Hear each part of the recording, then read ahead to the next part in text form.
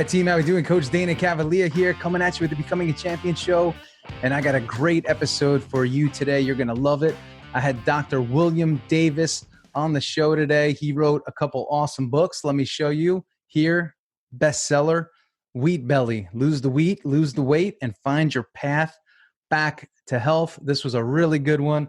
And his newest book, which we dug into, is SUPERGUT. Two great books. I read them both, and they are phenomenal. And I got to tell you, they will really change your life because they'll help you live your best life. More energy, leaner, without having to spend all your time at the gym. So check out this episode. You're going to love it. Dr. William Davis. This was a good one. If you like it, give us a thumbs up, give us some comments, and sit back and enjoy this great episode. I wanted to ask you, how did you get involved? First off, how did you get involved with medicine? What led you to this passion?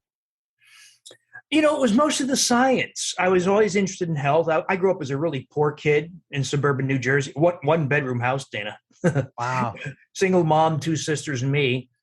But as always, we used to go to the flea market, and I'd buy these big. Remember the long time ago, you buy these big boxes of like books for $1. Oh yeah. I get like the old prevention magazine, a big box for like $1 or 25 cents, and I'd read them all. After a while, you start to realize, cure cancer with vitamin C. No, I don't think so. Yeah, the headlines. I got interested. Those headlines that grab you. Mm-hmm.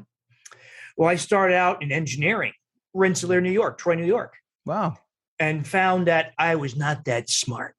I thought I was smart. No, I'm not that smart. You get those Koreans and those Chinese kids coming in, they're smart. Holy crap, they're smart. In engineering, at least, And I realized I would never excel in that area. So I dropped out and banged around for a while. Lived in Santa Barbara, lived in St. Louis, things like, and then finally found my way back. And I thought, hey, medicine. Yeah. Well, it was a long, hard slog, though, because I was dirt poor, had to get through on loans and grants and lying about my mom's income. Whatever it takes. But got through 17 goddamn years, Dana, of education and training, because it was, I specialized, of course, in interventional cardiology, which is a very long training period. Okay. Only to realize a few years into it, realize this is kind of stupid. That it's a very fancy Band-Aid for a condition that you really can manage on your own with a little bit of benign help. Just like, you don't need a fancy procedure to lose weight. They try to tell you do, right? Lap band and a gastric bypass, but you don't need to. But that's sadly, that's what healthcare has become. Yeah. Trying to persuade people they need pharmaceuticals and procedures to be healthy, which is, of course, patent nonsense.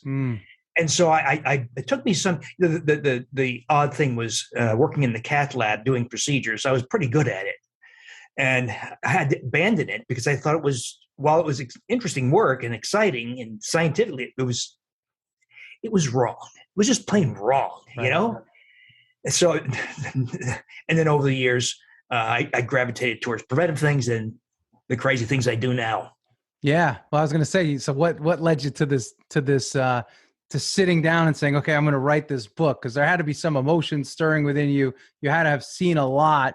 And then you say, okay, I'm going to sit down and I'm going to write my first book. Like I said, Wheat Belly.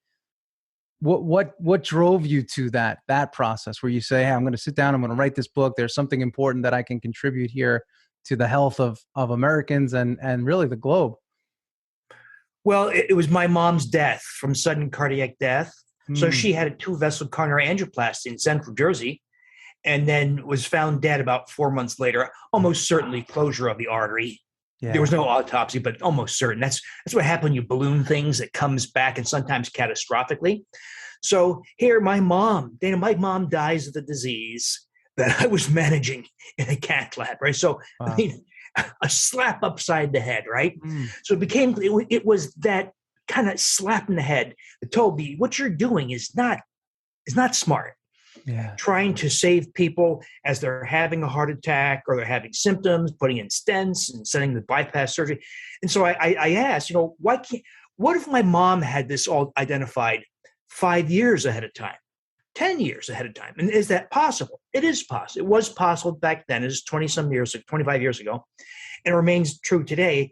And the technology, while it's evolved, it's now a CT scan that generates coronary score. And it's just an index, a dipstick for how much coronary atherosclerosis you have. So I set up one of the first scanners in the Midwest here. I got some people together. They $3 million. We opened Milwaukee Heart Scan and started scanning people left and right. And when you look for silent heart disease, Dana, years before trouble, it's everywhere. But what do you do about it? Of course, my colleagues say things like, well, oh, Dana, you need a real test, heart catheter. You're a walking time bomb. Yeah. They persuade you to go through procedures like heart catheterizations and prophylactic stents and bypass, which is, there's no justification for that. There's no scientific justification for that, but it's commonly done. Whenever you get paid thousands and thousands of dollars, a bypass surgery earns many thousands of dollars for the thoracic surgeon, somewhere in the neighborhood of $150,000 for the hospital. So you go to hospital meetings. The agenda is not how to improve care. It's how do we increase our procedural volume this year, 18%. Right. So this is push. But I saw that was completely wrong. And back then, the only solution was baby aspirin, statin cholesterol drug like Lipitor at high dose, a low-fat diet, exercise. Well, if you do nothing and you have one of those scores, let's say a score of 500, normal is 0, no plaque. So business guy, 52 years old, he says, oh, my dad had a heart attack at 59. I don't know if same thing's in my future. Oh, yeah, your score is 500. You're almost guaranteed to have a heart attack within the next 7-8 years. So he does nothing, which is unwise. Score goes up every year, 25% per year. Wow. We help publish those data. If you go on the best there is in conventional medicine, low-fat diet, aspirin, statin, cholesterol, how fast go? 25% per year, Dana. Wow, same. No effect. 0. Wow, interesting. On that measure. Okay. What do you do? What do you do? I've got, I'm the medical director of this scan center, and people are freaking out. My colleagues are taking advantage of them, putting them through unnecessary procedures. Well, it took some years to figure out, but it led to all kinds of great lessons like adding vitamin D. Now, vitamin D depletion here, the deficiency is much worse because we're in the Midwest, upper Midwest, where there's not a lot of sun a lot of times. Right. So adding vitamin D was it was the first time I saw scores, rather than going up, drop dramatically. But I also did lipoprotein testing because I rejected this ridiculous idea that cholesterol causes heart disease. That never was the intention, by the way. That's how it was misconstrued in the 1960s and 70s in the service of Big Pharma and their statin drug franchise. So the better test is characterizing not the cholesterol as an indirect index of particles, but actual lipoprotein. You can measure them. They're easy. And you see that people with coronary disease uniformly have an excess of small LDL particles. And the science was clear, not my science, other people's science. The only foods that cause small LDL particles, wheat, grains, and sugars. Not saturated fat, not corn oil, just wheat, grains, and sugar. So I asked people to do that because they're freaking out, and they did it. And then it works. Small LDL drops from high numbers like 2,000 to 0. But that's when people started telling me all these crazy things, like I lost 48 pounds. I'm no longer diabetic. I'm no longer hypertensive. My skin rash is gone. All this, that's what led me to write the Wheat Belly book, just because trying to convey this, the science was, the crazy thing then, the science was already done. It wasn't like we had to start from scratch. The science was already done. But most of my colleagues don't read science. So you probably know that. Yeah. Maybe they read in a narrow area of their own area of specialty, but they don't have an interest or any kind of sophistication in issues like nutrition or nutrients, certainly not the microbiome. Right. And so we have this growing divide. The healthcare system and doctors are increasingly ignorant in health. Dana, in what world is that okay? Yeah, no, it's not. It's not. A lot of people today, they don't, there's a lot of people that trust doctors, and then there's also a growing number that don't, your traditional doctors, because saying, wait, I can't, every time I come here, you want to put me on more medication or a higher dosage. that's not health. That's truly medicine. That is medicine, right? You're giving me medicine and I don't want medicine. I want health. Now, I wanted to mention this too. You mentioned wheat, grain, and sugar. Those are three somewhat addictive things to many. Doc, I can't take those out of my diet. Should we record this? Well, I wanted to ask you, where does somebody start? How do they begin to take those out of their diet? I mean, for some people, they could just say, I'm done. They have that sort of, discipline and thanks. I have the information. This is great. I'm making a change. But for others, they say, I can't do that forever. I don't even know how to get started with that. Do you have any suggestions as to how somebody can start their journey, their return to health by eliminating wheat, grain, and sugar? There's several ways. For me, in practice, it was easy because these people are scared shitless, right? They got, they have coronary disease. They've been told they have a chance maybe of dying 10% this year alone. So they're frightened and they will do it. So that's easy. And they see it graphically. We used to generate graphs of small LDL particles and other particles in the bloodstream. And you see the massive distortion at the start. You see the complete normalization on the diet, Dana, with a few other nutrients added to influence insulin resistance. And they saw it graphically. When they see something like small LDL particles, bar graph, 2,400 nanomoles per liter, particle count per volume, drop to 0. And you're, oh, wow, this is not like, do this and you lose a few pounds, or reduce your cholesterol by 10%. No, this is obliteration, dramatic transformation of these markers, as well as drop in triglycerides, blood sugar, liver markers, AST, ALT, blood pressure, weight loss. Another thing is just educating people that it's not just about heart disease. It's also about, of course, type 2 diabetes. It's about Alzheimer's dementia. It's about the skin rash or cataracts or ulcerative colitis or psoriasis or something. In other words, the consumption of wheat and grains and lack of nutrients to address insulin resistance shows itself in so many different ways, in ways that people didn't think had anything to do with their diet, but it does. And in some ways, it was easy because once people took the leap, and by the way, went through an opiate withdrawal syndrome, that's another thing to go through by the first 5 days, and they start to realize, wow, I'm no longer hungry. I don't have mind fog. I'm losing weight, and I'm not even trying. I feel better. My face is less red. I lost the seborrheic skin rashes. I'm regular. I'm more energetic. So when people experience that, and by the way, if you have an inadvertent or purposeful re-exposure to grains, you get sick. Yeah. Diarrhea, bloating, or recurrence of something that went away, like if you had a skin rash that went away with the diet, it comes back. If you had joint pain that was relieved, it comes back, sometimes for months. And so though it sounds dramatic and sounds hard to do, it's actually a lot easier than it seems at first.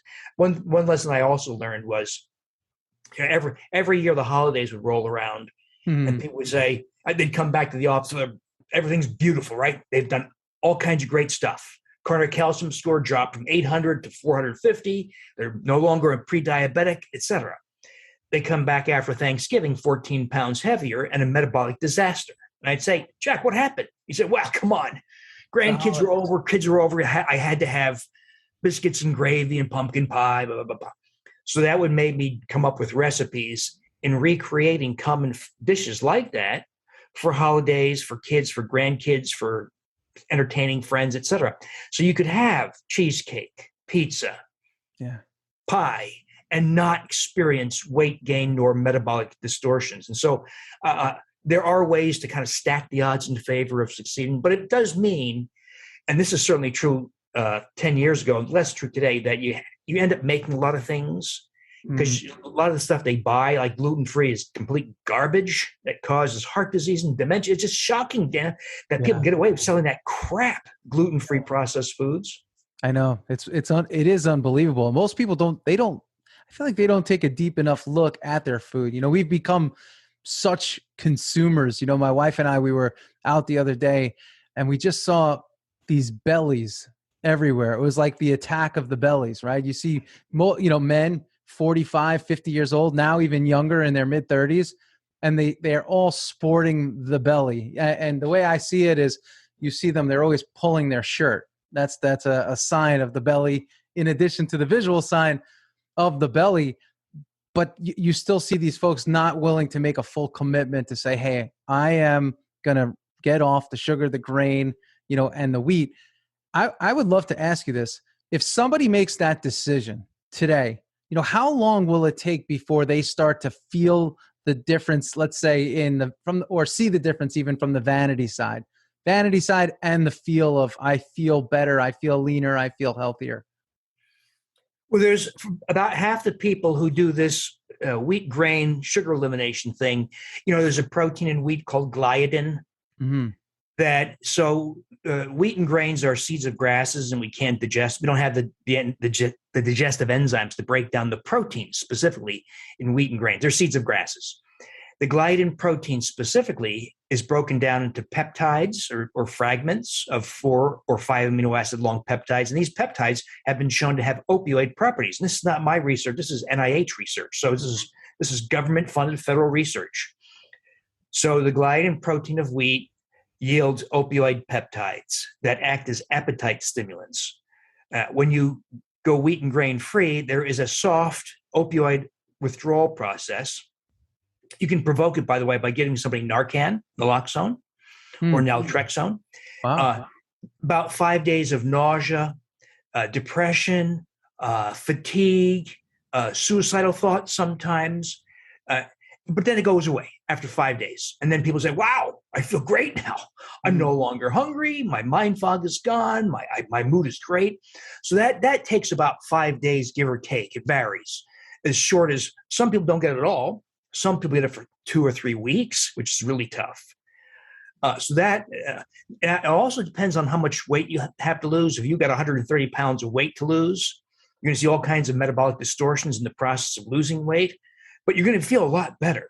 Yeah. But there's a lot depends on what measure you're looking at and how much weight you have to lose, whether there's an autoimmune or neurodegenerative disorder as part of the mix. So there's a lot of variables in here.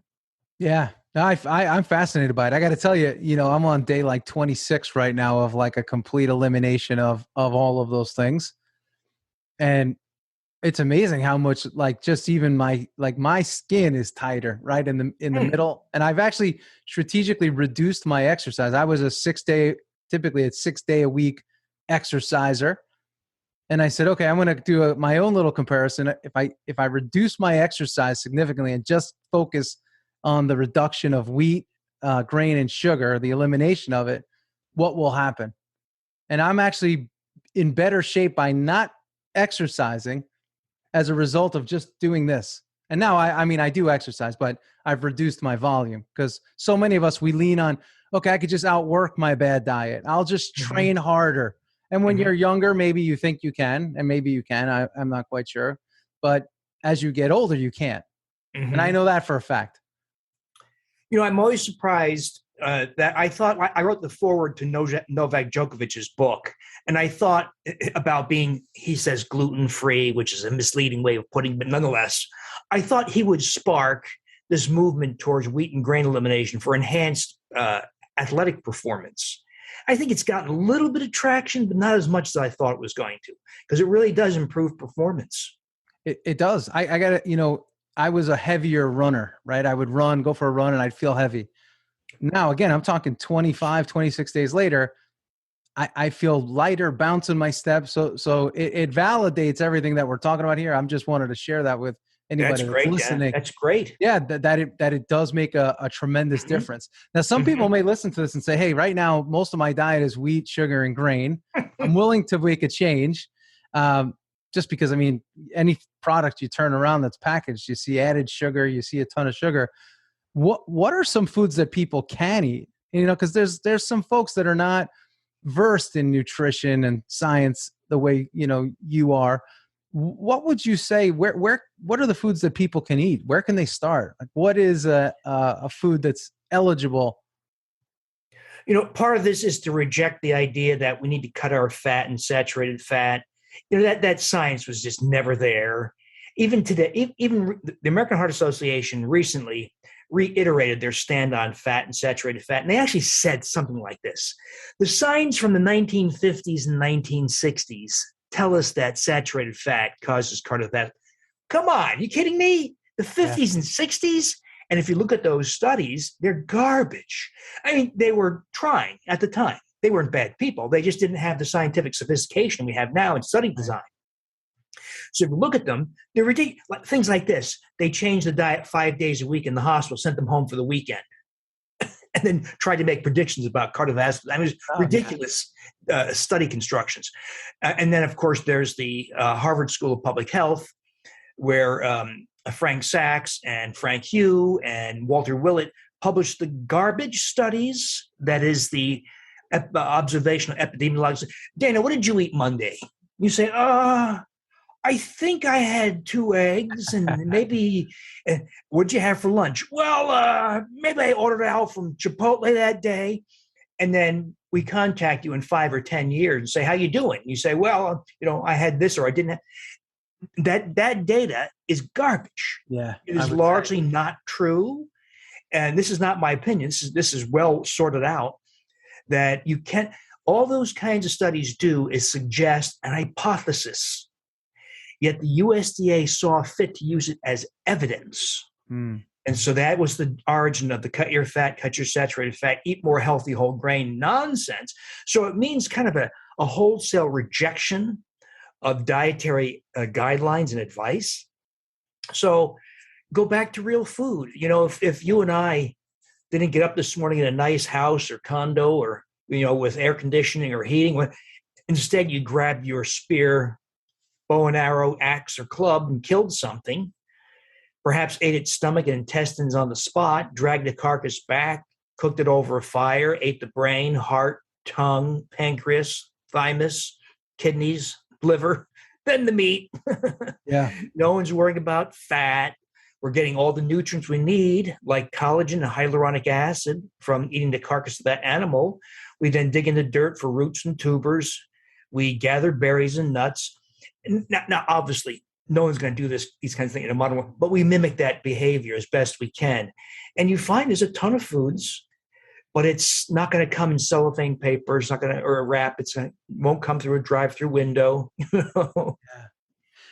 So with that, people love to put titles to things. I could see somebody hearing what you just said and say, well, is this keto? Is this paleo? What is this Atkins of yet? So how do you differentiate what, your suggestion and what those, how people may want to classify? I mean, because what you explained, I guess there are elements of paleo and keto and right. Mm-hmm. There's some differences at the edges, fine differences and nuances. One, we don't stop at diet. There are other things you want to do besides diet. Like, we have to get magnesium because, Dana and his family don't drink from the river or stream, because if you did, you'd get sewage and farm runoff and pesticides and herbicides. So the city filters your water. Maybe you filter your water, and water filtration removes all magnesium. Got to address magnesium. You're in Florida, but you know what? I bet you even I know you wear clothes. You spend a lot of your days indoors. Yeah. And as we hit 40 and beyond, we start to lose the capacity to activate vitamin D in the skin. Of course, most people don't eat liver. So we lack vitamin D. And so we replace those nutrients. So there's differences there also. And there's some real mistakes being made by the ketogenic, carnivorous, and the ultra low carb people. So I think low carb is a superior way of living, but not taken to extremes. One of the things that happens, Dana, is you eat fibers and polysaccharides to feed bacteria in your GI tract, presumptively the colon. If you don't get those things because you're carnivorous or ketogenic, and you starve healthy microbes, they start to die off or at least are diminished in numbers. But there are several species, the most important of which is called Akkermansia muciniphila. So Akkermansia, when you deprive it of fibers and polysaccharides, has the capacity to eat human mucus, Akkermansia muciniphila, mucus lover, and it starts to eat the intestinal lining. Wow. And you get colitis. So this is what happens. The ketogenic, oh, wow, it's great. I lost 47 pounds. My blood pressure's down. My fatty liver reversed. My blood sugars, I'm doing great. I lost, 8 inches off my waist. And then a year, 18 months into it, they say, I don't know what's going on. I'm constipated. My blood sugar's going back up. My blood pressure's going back up. I'm having some odd abdominal symptoms, like low-grade pain and bloating. So they allow Akkermansia also, but the Akkermansia starts to actually consume the intestinal lining. And you get also endotoxemia, the entry of bacterial breakdown products from the microbiome into the bloodstream. You can measure it. And so it's a disaster long-term. There's going to be probably a big uptick in colon cancer and autoimmune diseases in people who are guilty of sticking to the ketogenic diet too long. I wish that wasn't true, Dana. It's not my interest to, pick at people and say, and try to nitpick. But ironically, of all the diets, the best studied scientifically, or at least among the best, is the ketogenic diet. Because it was followed for a century in children who had intractable seizures.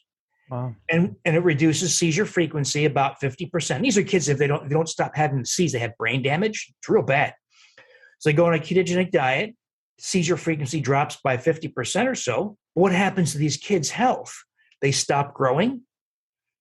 They develop osteopenia as kids. There's 8% with kidney stones. These are kids not supposed to get kidney stones. No. They get constipated. They have major disruptions of the intestinal microbiome. They have metabolic distortions. Despite the initial, upfront benefits, there's long-term deterioration. So there's all kinds of health problems long-term. And that's established fact because it's been studied in the setting of intractable seizures. Now, some of the apologists for the ketogenic diet said, well, that's because they use corn oil. That's true. Up till about 20 years ago, they were using corn oil. It was a really bad idea. More recently, it's not been corn oil. It's been olive oil and lard and coconut oil and butter and those kinds of things. But all those things still happen. So, paleo is probably closest. But as you see, these diets all depend on what personality is advocating. There's, Right. But it has to do a lot with what is our genetic code reflects adaptation to life on this planet in different ways. Life in Africa, life for the Inuit, life in the Brazilian rainforest. So there's some differences, but there are a lot of similarities also. Yeah, and that was something I was thinking about, as I was reading through this, let's say you're you're of Italian descent and you grow up in Italy and pasta is a part of that diet. It could be harder for somebody like that to just eliminate it, but based on their geography, are they built the same, or do they, you know what I mean? I'm looking at it, just thinking about it, saying, it's, people that are accustomed to a certain diet, or someone that's Asian that's brought up on rice. You know what I mean? So 10,000 years is not long enough to make major changes in the genetic code. There are some adaptations. So for instance, the gene for hemochromatosis appeared 6,000 years ago in people of Western European descent. And that was an adaptation that's presumed to be due to the presence of phytates in grains. So the phytates in grains bind mostly iron in your diet. You poop it out in the toilet. Well, that's a problem. If you're iron deficient in a primitive society and your hemoglobin is 7 or 8, and you're breathless and cold all the time, you can't hunt, you can't gather, you're freezing to death. And what do? Well, you die, or you're going to starve, or something bad happens to you. So a mutation appeared about 6,000 years ago to cause iron hyperabsorption. So there's only a handful of these mutations, though, that have cropped up as adaptations to grain, in this case, to an adaptation to the phytates. The other thing is that a lot of the changes introduced into wheat and grains, as well as other foods, have been recent, like the last 50 years. And so you can't really, so the change in the gliadin protein, for instance, that's responsible for a 4-fold increase in celiac disease, only happened about 50 years ago. So not long enough to have made that adaptation. Yeah. There has been also an increase in the amylase gene number. some people had multiple amylase genes as a partial adaptation to accommodate the amylopectin A of grains. That's the carbohydrate that's responsible for raising blood sugar sky high. So there are partial adaptations, and it'll probably be another 30, 40, 50,000 years. And maybe at that point, wheat and grains will be healthy for you. Yeah. But I don't feel like waiting. Yeah, no, I don't blame you. And as you're saying that, I'm thinking of like, folks that are my father's age, in his 70s, and he would say, my mother had grains as a young lady, and then she grew up on a farm, and she died when she was 101. But to your point, that was when grains were, they were different grains than they are today.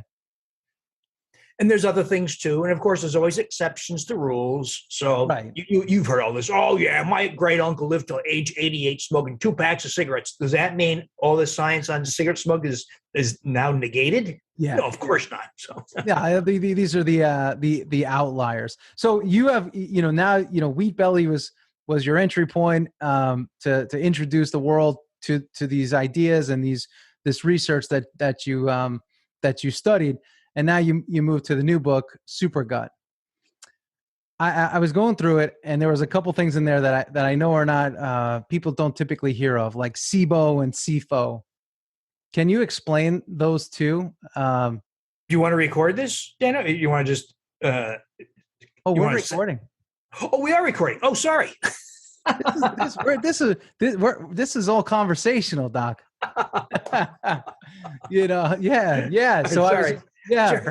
Sure.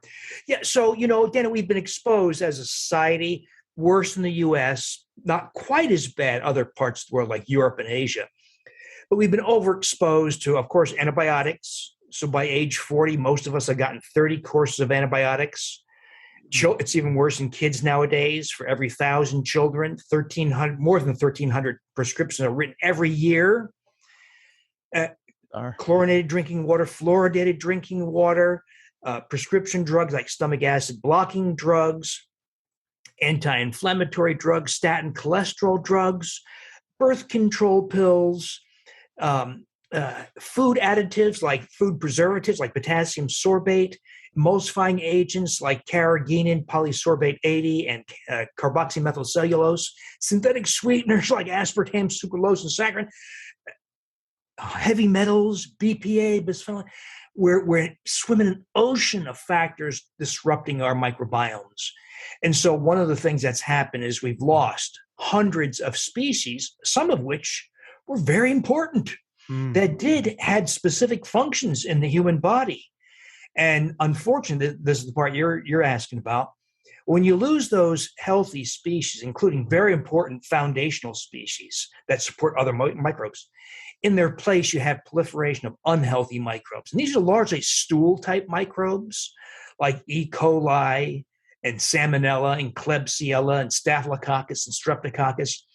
The odd thing, though, is in many people, and I thought this was rare. I was guilty in my undoctored book in 2015. I said this was uncommon. I was wrong. This idea that when you have loss of healthy microbes, proliferation of unhealthy microbes in many people, conservatively estimated 100 million people, those unhealthy microbes have ascended into the small bowel, into the ileum, jejunum, duodenum, and stomach, such that you get 30 feet of microbes, 30 feet, trillions of microbes. They only live for minutes to hours, not decades. They're turning over very rapidly. When they die, a lot of their breakdown products enter the bloodstream.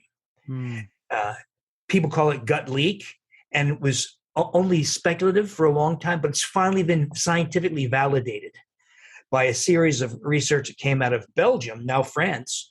Dr. Patrice Canny, he showed that this process called endotoxemia comes from bacteria in the intestines.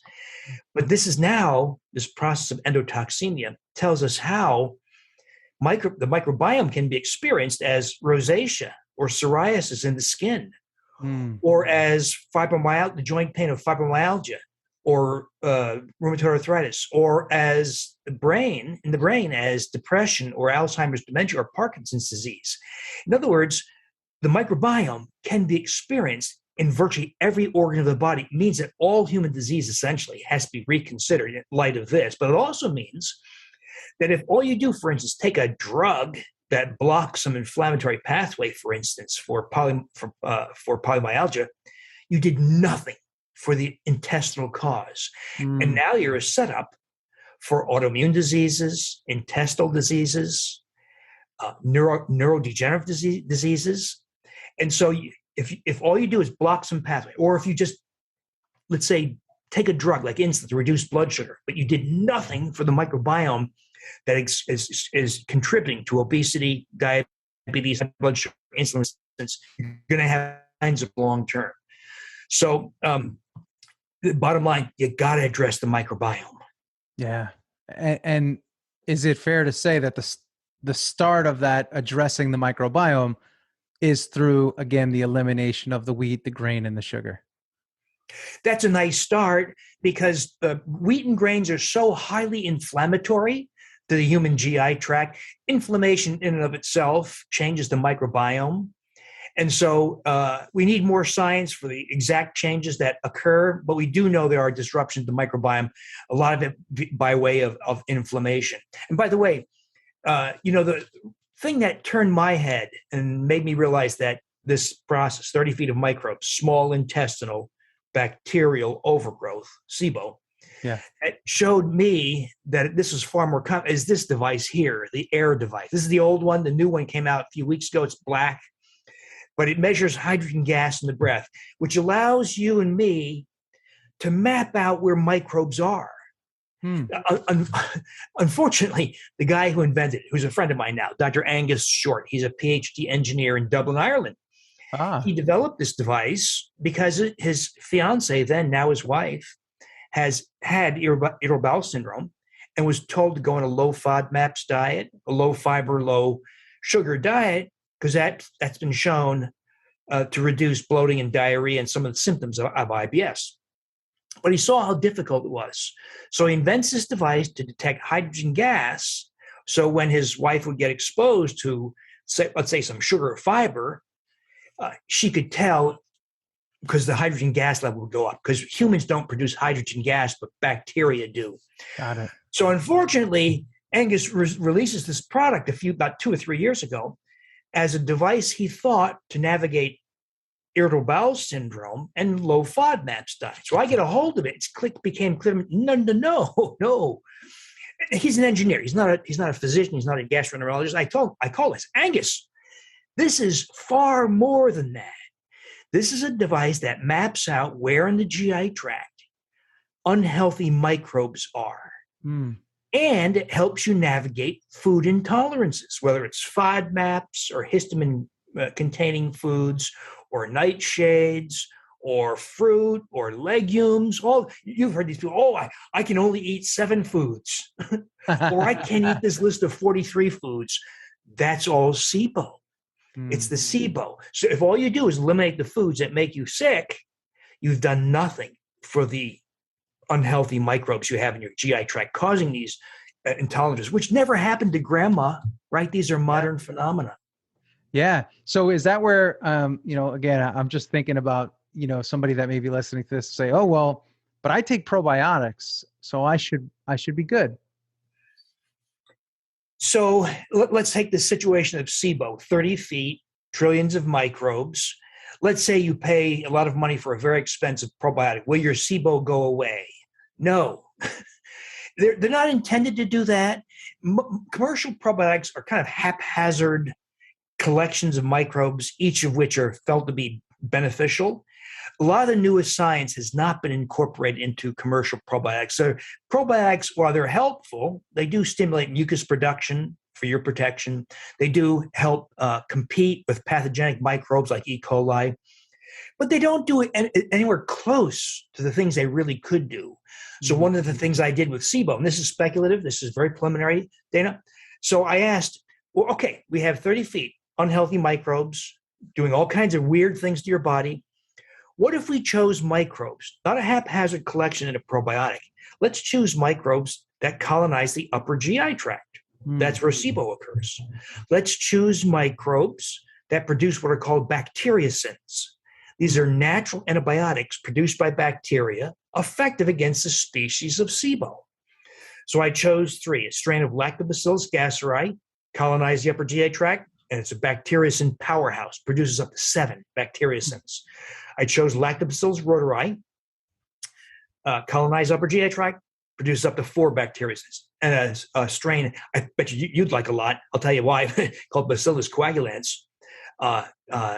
Only 1 bacteria. But we fermented it as a yogurt, prolonged fermentation to jack up the numbers very high, hundreds of billions per half cup serving.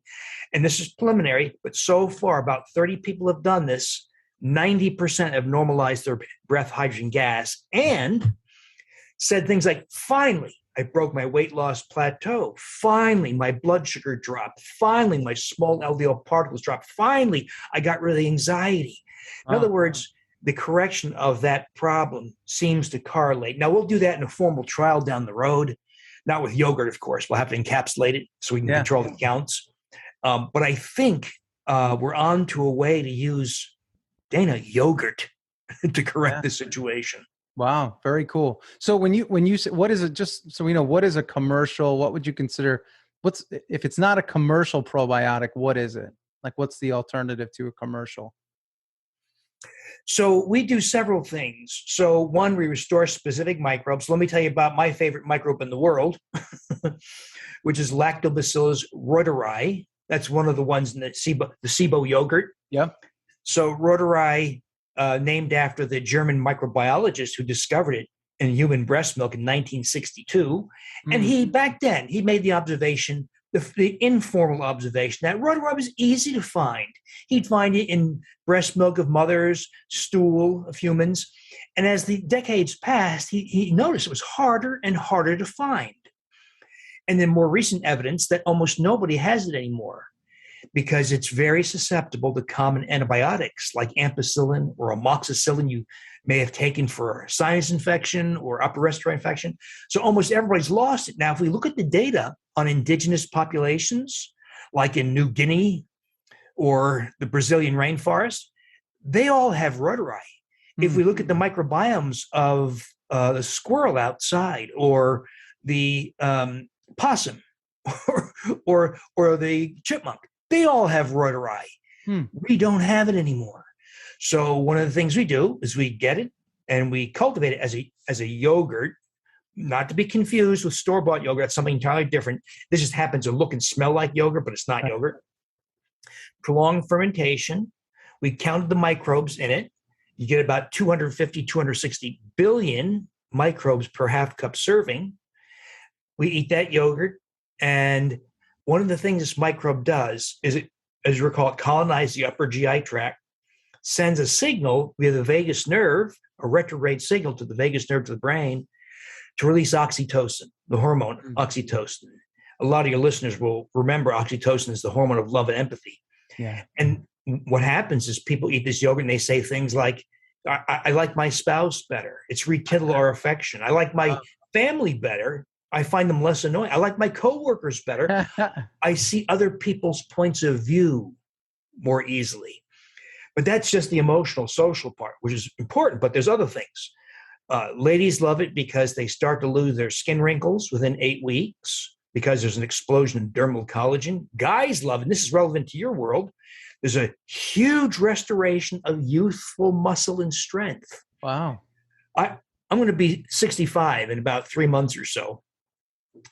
And I gained 13 pounds of muscle in 3 weeks doing this at the very start. Unlike you, Dana, I hate going to the gym. Yeah. I go 15, pre-pandemic, I was going 15 minutes once a week. Okay. Just quick circuit right through the machines, get the hell out, right? Out. Yeah. I gained 13 pounds of muscle doing that once a week, occasionally twice a week. And my strength went up by about 50%.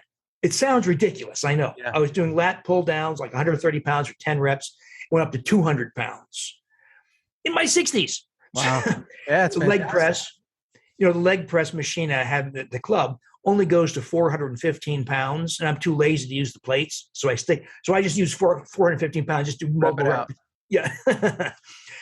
There's also an increase in libido, restoration of youthful libido, and it increases the erotic content of your dreams like you had when you were 18 years old. Oh. It suppresses appetite. It deepens sleep. I'm a chronic insomniac, watching TV, reading books, 2 a.m.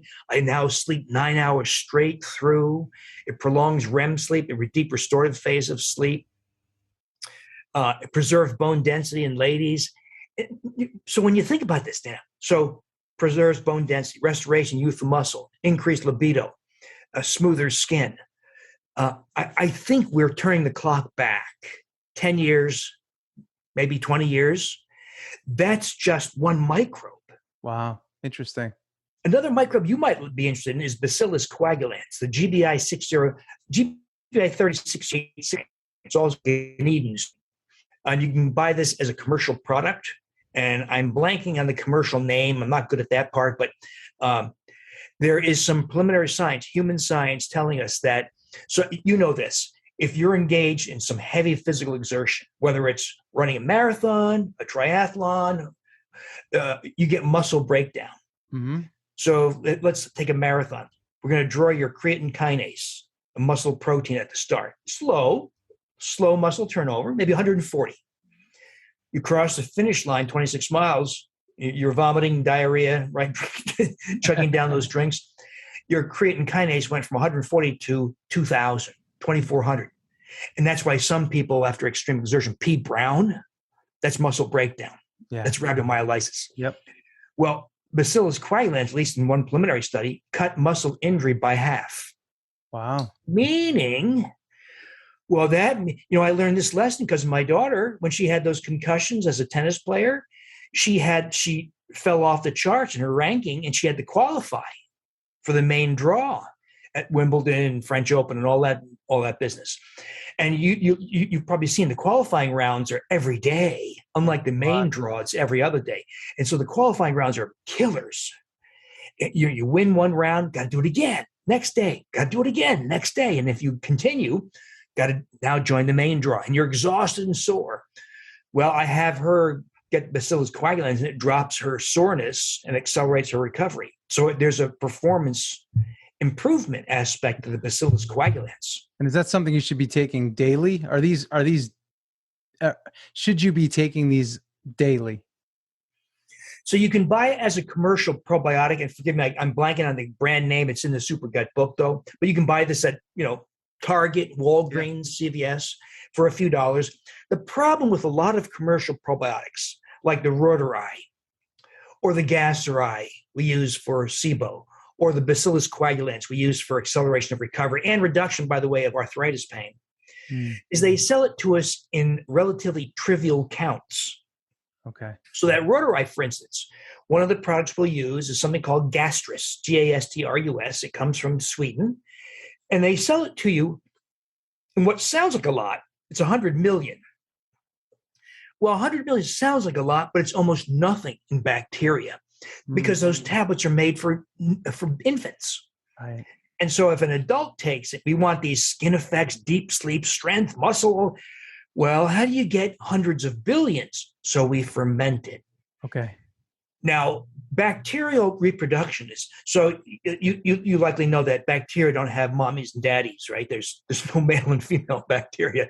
One bacteria doubles to become two becomes four. They have so-called asexual reproduction. Well, Rotari, for instance, doubles every 3 hours. Wow. At 100 degrees Fahrenheit. Well, so, if you buy commercial yogurt, one, it doesn't have Rotari. It has Lactobacillus bulgaricus and some other ho-hum boring microbes, and they only ferment for 4 hours. So there's almost nothing in commercial yogurt. We're going to ferment for 36 hours. Wow. And it allows, at least Rotari, a little different with other microbes with different time courses, but Rotari doubles every 3 hours, so 12 doublings. That's what gives us. To illustrate, the easiest way to illustrate this to your listeners is that old riddle that kids tell. Which would you rather have, $1 million or a penny that doubles every day for 30 days? Kids always say, I'll take $1 million, because who would have thought? But a penny becomes $5.5 million a day 30. But if you look at the increase in money, it doesn't really get underway till about day 28. Mm. And so same thing with microbial doubling. When you allow it to double, let's say every 3 hours for 36 hours, the real increase in numbers doesn't occur till about hour 33. Wow. So if you're making yogurt in a factory for 4 hours, or some homemakers do it for 12 hours, you got nothing. You're on the flat portion of the curve. So it's a bit of a, and by the way, it doesn't have to be yogurt. You can ferment other things, though yogurt is among the most forgiving and easiest to do. You can do coconut milk. You can do hummus is real friendly for fermentation. Interesting. I ferment a lot of fungi in juices, very easy to do. Because we want these big numbers. So we want like 100 billion plus. So we actually increase it 100 to 1,000 fold by doing this, and you get much bigger health benefits. Yeah, no, it's fascinating stuff because, so many people today, it's like, I don't feel good. Let me go to the doctor. And then they get on a prescription or something. And then all of a sudden now they're dealing with the next thing, and their body is constantly being challenged by what it is that they're putting in their body in order to save their body. Yet they're regressing in that, what it is that they want to achieve, which is health, which is kind of how we started today. So this is really insightful. And, again, I never want people to feel like, oh my gosh, this is so hard. So that's why I'm glad we went into a lot of the benefits of actually, taking this seriously and beginning to eliminate the things that are catalysts of inflammation, because now people understand why it's so important. They understand the symptoms. That rash that you have, it may not have just shown up, because today you were due for a rash, or that, you know what I mean? And I think that's how a lot of people think. They're like, oh, today's rash day, dermatologist, rub it down and continue. Some people, Dana, do get overwhelmed. They say, oh my God, all this talk of microbes and fermenting. So I tell people, think of it like going to a restaurant. If you walk into a nice restaurant and the waitress hands you a menu, you don't freak out and say, there's no way I can order all these appetizers and main dishes, right? You pick and choose the ones you want. Same thing here.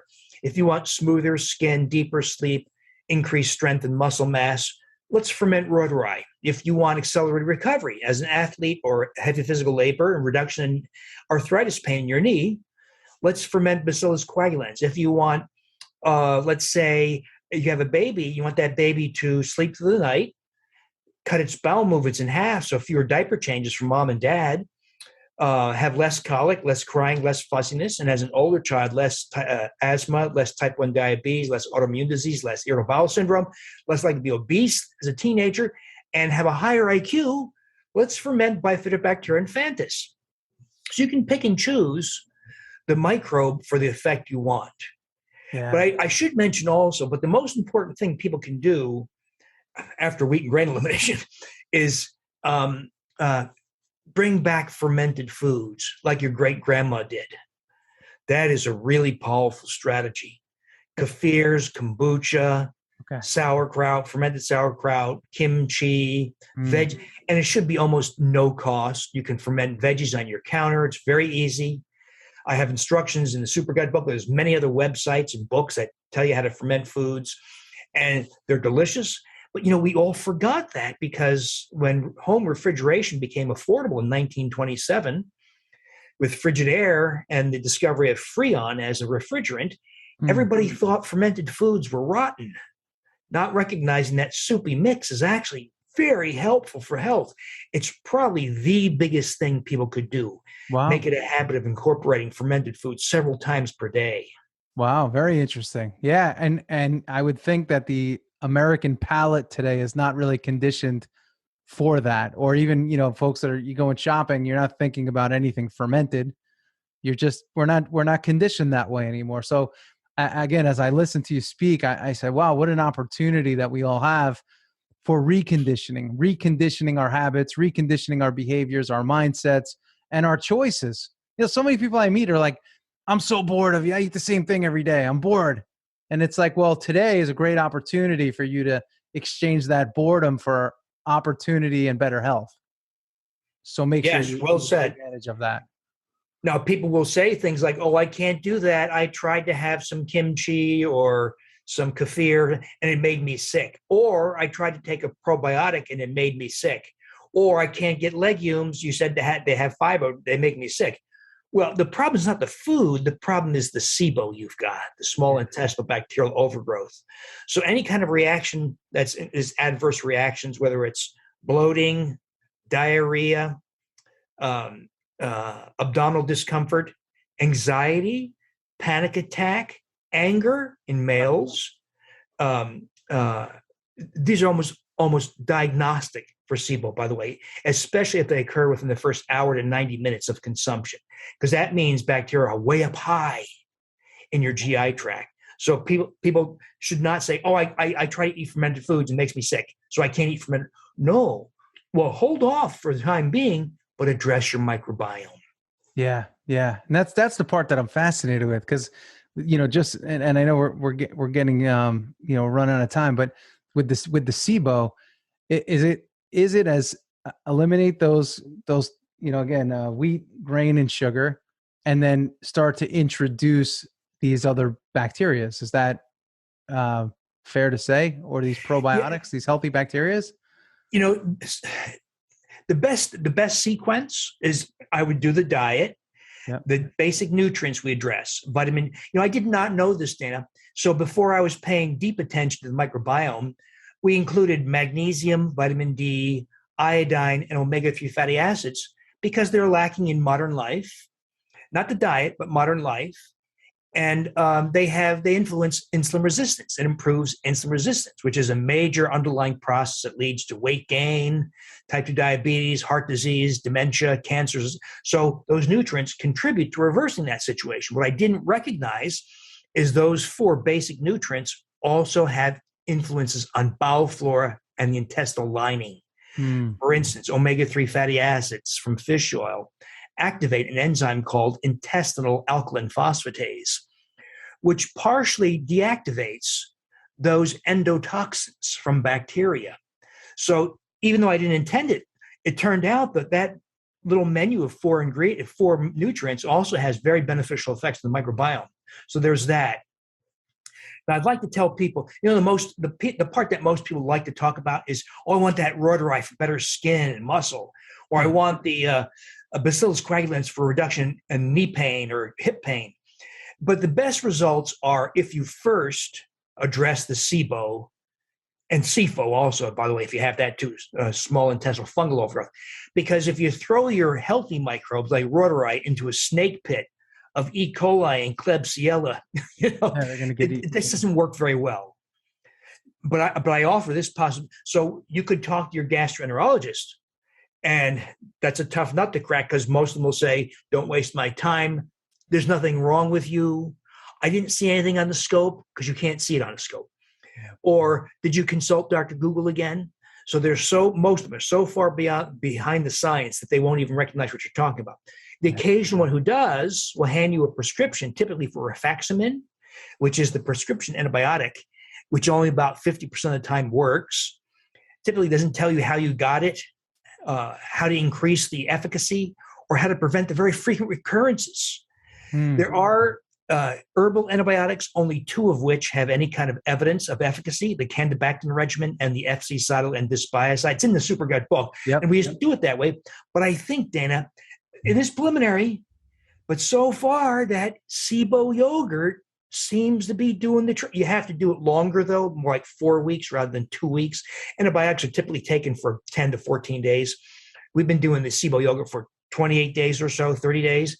And it's so far, 90% of people convert to H2 negative using the AIR device. So I'm crossing my fingers this continues to hold up, because it's a little bit of effort. You got to track down the microbes, got to ferment and make some yogurt out of it. But it's yogurt. If I said, Dana, you need a frontal lobotomy, or we're going to remove your colon, colectomy. Well, we better be damn sure, right, that this is necessary, because the treatment is so horrendous. But what if the potential means of managing it is yogurt?